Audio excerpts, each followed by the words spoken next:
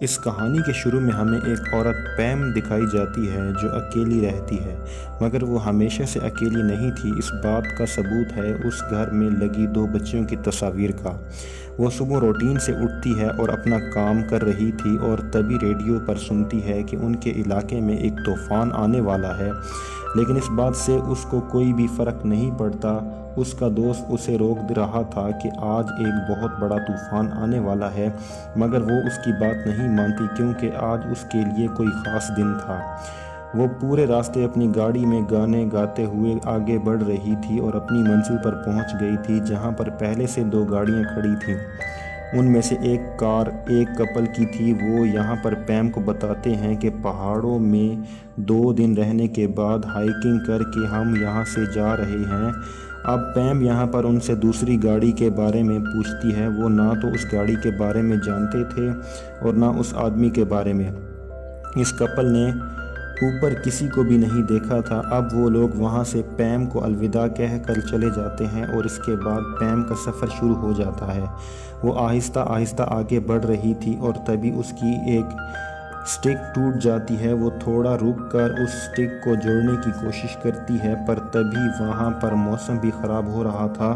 وہ پھر سے چلنا شروع کرتی ہے مگر ہوائیں تیز چلنے لگ جاتی ہیں، لیکن تھوڑی دور جا کر وہ رک جاتی ہے۔ اب جب اس کا بریک ختم ہوا تو وہاں پر ٹھنڈی اور سخت ہوائیں چل رہی تھیں، جس کی وجہ سے وہ جیکٹ پہن لیتی ہے، مگر پھر بھی وہ واپس نہیں جاتی۔ جب وہ تھوڑا آگے بڑھتی ہے تو وہاں پر ایک بورڈ تھا اور بورڈ کے پاس اس کو چند قدم نظر آتے ہیں، اس بات کا پتہ لگانے کے لیے کہ وہ سیٹی بجا رہی تھی تاکہ کسی کو بھی اگر مدد کی ضرورت ہے تو وہ اس کو بلا لے۔ وہ جب سیٹی بجاتے ہوئے آگے بڑھ رہی تھی تبھی وہ وہاں پر گڑھے میں گر جاتی ہے۔ وہ کافی گہرا تھا لیکن وہ کافی کوشش کے بعد باہر آ جاتی ہے اور پھر دوبارہ اس گڑھے میں گر جاتی ہے اور وہ بے ہوش ہو جاتی ہے، اور جب وہ ہوش میں آتی ہے تو اس سے گڈھے میں بہت زیادہ برف جمع ہو گئی تھی اور طوفان بھی کافی تیز تھا۔ وہ پھر باہر آنے کی کوشش کرتی ہے مگر وہ باہر نہیں آ پاتی، اس کی ہمت ختم ہو چکی تھی۔ تبھی ہم دیکھتے ہیں کہ اس کو وہ 2 چھوٹی بچیوں کے سائے نظر آتے ہیں اور ہمیں پتہ چلتا ہے کہ وہ بچیاں اسی کی بیٹیاں ہی تھیں۔ وہ دوبارہ اپنے اندر ہمت پیدا کرتی ہے اور آخرکار وہ باہر آ جاتی ہے۔ اس کو کافی زیادہ پیاس بھی لگی تھی مگر اس کی بوتل میں پانی ختم ہو چکا تھا۔ اب اس کو ایسے ہی رہنا تھا۔ اب وہ اس گڈھے کو ڈھانپ دیتی ہے تاکہ کوئی اور اس گڈھے میں نہ پھنس جائے۔ اب جب وہ آگے بڑھ جاتی ہے تو آگے اس کو ایک آدمی نظر آتا ہے جو بڑے آرام سے بیٹھا ہوا تھا۔ وہ پاس جا کر دیکھتی ہے تو وہ حیران ہو جاتی ہے۔ اس آدمی نے شارٹس پہنی ہوئی تھی، اس کی حالت بہت خراب تھی، وہ بالکل جم چکا تھا۔ پیم اس سے کئی سوال پوچھتی ہے، وہ کوئی بھی جواب نہیں دیتا۔ تبھی پیم اس کا نام جان رکھ دیتی ہے۔ وہ وہاں پر فوراً اس کے جوتے اتارتی ہے اور اس کے پاؤں کو تھوڑا گرم کرنے کی کوشش کرتی ہے اور اس کو جرابیں پہناتی ہے اور جو بھی سامان لائی تھی اس کو پہنا دیتی ہے۔ اس کے بعد وہ لوگ آگے بڑھتے ہیں۔ پیم اس کو صحیح راستہ دکھا رہی تھی مگر جان اس راستے پر چلنا ہی نہیں چاہتا تھا۔ وہ ادھر ادھر چل رہا تھا۔ پیم بار بار اس کو کنٹرول کر رہی تھی۔ اتنی زیادہ ٹھنڈ ہونے کے بعد جان کے دماغ کو ٹھنڈ لگ گئی تھی جس سے وہ سوچ بھی نہیں سکتا تھا، اور پتہ نہیں اس کے دماغ میں کیا تھا کہ وہ نیچے نہیں جانا چاہتا تھا۔ اس کے بعد ہم دیکھتے ہیں کہ 2 بج چکے تھے مگر ابھی بھی وہ زیادہ آگے نہیں گئے تھے۔ تبھی پیم اپنے پیچھے دیکھتی ہے تو جان وہاں نہیں تھا۔ وہ بھاگ کر ایک کھائی میں کود جاتا ہے مگر وہ کھائی نہیں تھی، اس نے کود کر اپنے پاؤں کو مزید زخمی کر لیا تھا۔ اب پیم اس کو بچاتی ہے کہ وہ ایک جگہ پر رک جاتے ہیں۔ جان کو بہت پیاس لگی تھی اس لیے وہ برف کھا رہا تھا مگر پیم اس کو روک دیتی ہے جس کی وجہ سے وہ اور زیادہ ڈی ہائیڈریٹ ہو جاتا ہے۔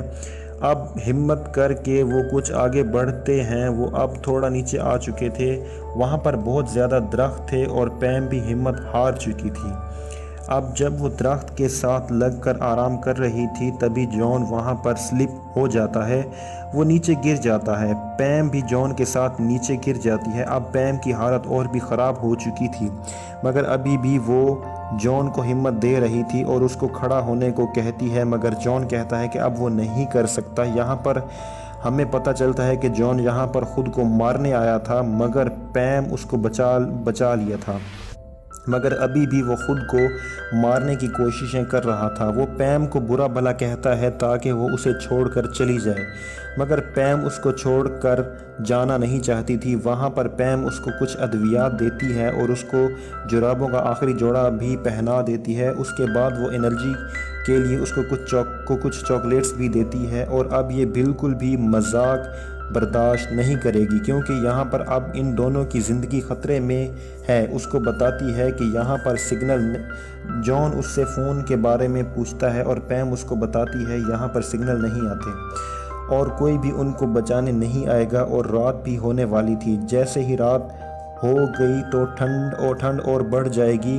اب وہ دونوں ایک دریا پر پہنچ گئے تھے۔ ان کو ایک لکڑی پر چڑھ جاتے ہیں اس کو پار کرنے کے لیے۔ پیم تو آرام سے کرال کر کے پار کر لیتی ہے، مگر جان کی حالت خراب تھی۔ پیم اس کو کہتی ہے کہ غلطی سے بھی مت گرنا، اور یہ سن کر جان گر جاتا ہے اور پانی میں بہتے ہوئے وہ چند ہی لمحوں میں غائب ہو جاتا ہے۔ پیم وہاں پر رونے لگتی ہے۔ وہ وہاں پر بہت شرمندہ تھی کہ وہ ایک بے گناہ کی جان نہیں بچا سکی۔ اب جب وہ روتے ہوئے آگے بڑھتی ہے تو تبھی ہم دیکھتے ہیں کہ جان پانی کے کنارے پر پڑا تھا۔ پانی نے اسے کنارے پر لا کر چھوڑ دیا تھا۔ وہ ایک دوسرے کو دیکھ کر بہت خوش ہوئے۔ پیم اس کو باہر نکالتی ہے، وہ ابھی بھی زندہ تھا۔ یہاں پر وہ ایک دوسرے کو دیکھ کر بہت خوش ہوتے ہیں۔ وہ جان کو ہمت دیتی ہے اور اس بات پر جان بھی خوش ہو جاتا ہے۔ اب رات ہو چکی تھی، مگر پیم بار بار جان کو سمجھا رہی تھی کہ ان کی منزل اب دور نہیں ہے اور اب وہ ہمت نہیں ہاریں گے، اور وہ جان سے ایک گانا گانے کو کہتی ہے تاکہ اس کا دھیان لگا رہے اور وہ تھکن محسوس نہ کرے۔ اب پیم دوبارہ سے اپنی بیٹیوں کو یاد کر رہی تھی۔ اب وہ آہستہ آہستہ چلتے ہوئے روڈ پر پہنچ جاتے ہیں۔ وہاں سے ایک کار گزر رہی تھی۔ یہ دونوں مل کر کار کو آواز لگاتے ہیں، مگر کار تو ان کی آواز نہیں سنتی اور چلی جاتی ہے۔ ان کو بچنے کی امید ملی تھی، مگر وہ بھی چلی گئی۔ اب جان کافی غصے میں آ جاتا ہے اور کچھ دیر چلنے کے بعد وہ اپنی کار تک پہنچ گئے اور ان کا مشن پورا ہو گیا۔ جان بہت خوش تھا اور پیم اس سے کہتی ہے کہ اس سے بھی زیادہ خوش تھی جس نے اپنے ساتھ ساتھ اس کی بھی جان بچا لی تھی۔ وہ جان کو کار کے پاس چھوڑ کر اپنی کار سٹارٹ کرنے کے لیے جاتی ہے، تبھی جان وہاں پر اپنی گاڑی چلا کر وہاں سے چلا بھی گیا تھا۔ وہ وہاں پر اس کو روکنے کی کوشش کرتی ہے، مگر وہ گاڑی چلا کر وہاں سے چلا جاتا ہے اور پیم کو یہ بات سمجھ میں نہیں آتی کہ آخرکار وہ ایسا کیوں چلا گیا ہے۔ اس نے جانے سے پہلے پیم کو الوداع بھی نہیں کہا تھا۔ اب پیم بھی گھر آ جاتی ہے اور کھانا کھا رہی ہوتی ہے اور کھانا کھاتے ہوئے وہ ہنس بھی رہی تھی اور رو بھی رہی تھی، کیونکہ اس کے دماغ میں بہت کچھ چل رہا تھا۔ اب رات کو وہ جا کر سو جاتی ہے، مگر اچانک سے وہ اٹھ جاتی ہے کیونکہ اس کے بیڈ روم میں سانس لینا مشکل ہو رہا تھا۔ وہ جلدی سے جاتی ہے دوسرے کمرے میں جہاں پر اس کی بچیوں کی لاشیں پڑی ہوئی تھیں، اور وہ ان کو سوری کہہ رہی تھی اور رو رہی تھی، اور ان کی بیٹیاں گیس لیک ہونے کی وجہ سے مر گئی تھی۔ اور اس رات پیم جاگی تو ان کی بیٹیاں مر چکی تھیں، اور یہ ہوا تھا کل کے دن 1 سال پہلے، اور اس لیے اس کے لیے کل کا دن خاص تھا، اور ہمیں معلوم ہوتا ہے کہ کل کا دن اس کے لیے کتنا درد بھرا تھا، اور وہ خود بھی مرتے مرتے بچی تھی، مگر اس کے باوجود اس نے ایک آدمی کی جان بچائی تھی۔ اب جب وہ اگلے دن سو کر اٹھتی ہے تو ہر جگہ ریڈیو اور ٹی وی پر اس آدمی کی خبر چل رہی تھی جس آدمی نے اس کو بچایا تھا۔ اس نے جا کر سب کچھ پولیس کو بتا دیا تھا۔ اس نے اپنا نام نہیں بتایا لیکن پیم کے بارے میں سب کچھ بتایا، مگر اس کے ذہن میں بہت سے سوال تھے جو اس نے جان سے کرنے تھے۔ وہ اس کا ڈیٹا نکلوانے کی کوشش کرتی ہے، مگر اس نے کوئی بھی نمبر نہیں دیا تھا۔ اگلے دن ایک رپورٹر پیم کے گھر آتا ہے۔ پیم اب ایک ہیروئن بن چکی تھی۔ پیم کو اس بارے میں کوئی بھی دلچسپی نہیں تھی۔ پیم اگلے دن جب چائے والی دکان پر جاتی ہے تو وہاں پر جان موجود تھا۔ وہ پیم کے سبھی کپڑے واپس کرنے آیا تھا، مگر پیم کو یہ سب کچھ نہیں چاہیے تھا۔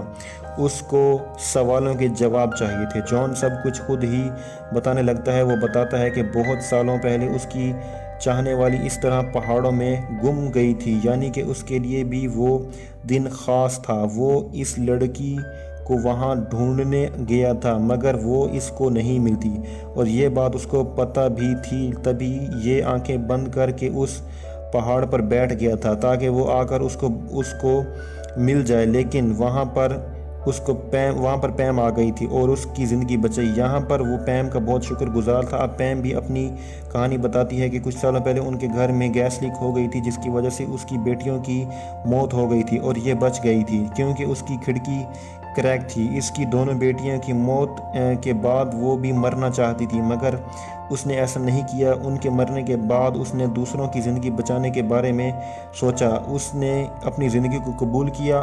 آگے جا کر پیم نے 4 بچوں کو پالا اور 61 سال کی عمر میں پیٹرول والنٹیئر بھی رہی۔